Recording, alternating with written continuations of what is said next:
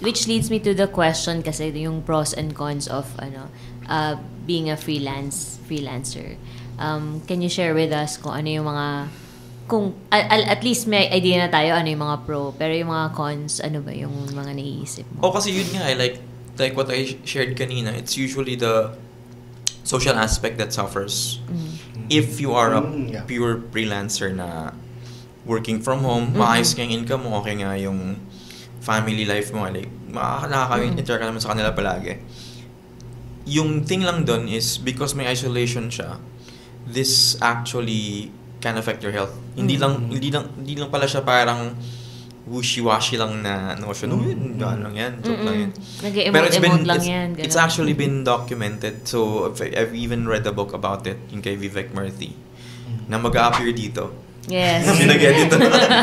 Pinahirapan mo i-edit niya. Hindi, ang ganda ng book na yun kasi sobrang niya.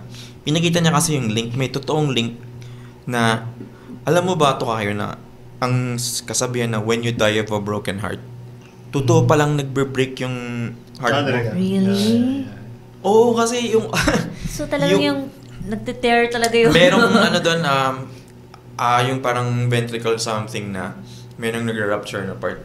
Kasi yung author kasi ng book, Surgeon General siya ng US nung time ni Obama, tapos siya, Indian descent siya, pero yung uncle niya doctor din.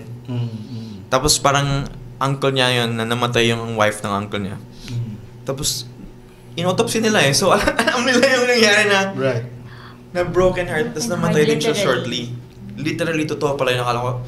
Shit, totoo. Pero it's really evident naman talaga during the lockdowns, di ba? I mean, even as a family, may mga nagkaroon ng mental health disorder because of the isolation. I think one major thing dun yung sunlight I mean, of course, yung social life. Yung sunlight din, pag hindi ka lumalabas ng bahay.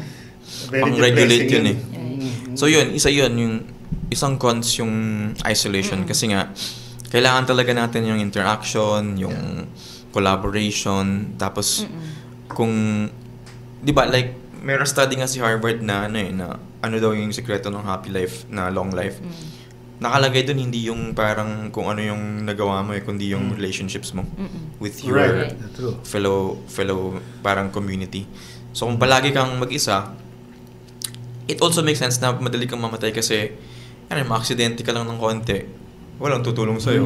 That's a very pragmatic na nadulas ka, walang tutulong sa'yo Pero on a deeper level, daw yun like, meron din sa book na Blue Zones.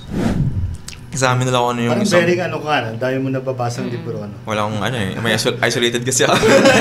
May time ka pa magbasa ng books, sa Blue Zones, sinasabi doon, isang reason daw kung bakit makababuhay ng may mga specific places. Okinawa, sa France, meron regions of France, tapos meron din sa Brazil at Portugal. Isa doon is, yung parang nila yung relationship nga. And then also yung reason for living, yung sinasabi nila sa Japan yung ikigai. Kasi parang pagka meron kang reason, kaya daw yung mga nagre-retire bigla na nagkakasakit. Yeah, true. Yeah. Meron din akong documented na ganito yung uncle ko na farmer talaga, as in nagfa-farm. Nung nagkaroon kasi siya ng parang na siya 80s na siya. Nagkaroon kasi siya ng problema sa tuhod, so hindi siya makalakad ng maayos. So pinilit na siya ng family niya na hindi na mag-farm. Tapos shortly after, marami na siyang sakit na dati naman wala siyang mga ganun mga sakit. Grabe. Yung sinasabi ko sa yung kay Andrew Huberman, yung podcast niya. Sa Huberman Labs, pag if yung stress level kasi, or may certain stress level kasi na healthy, because yung immune system niya is na-regulate. Na-prime. Ngayon, pag mababa yung stress level mo, yung immune system mo bumababa din.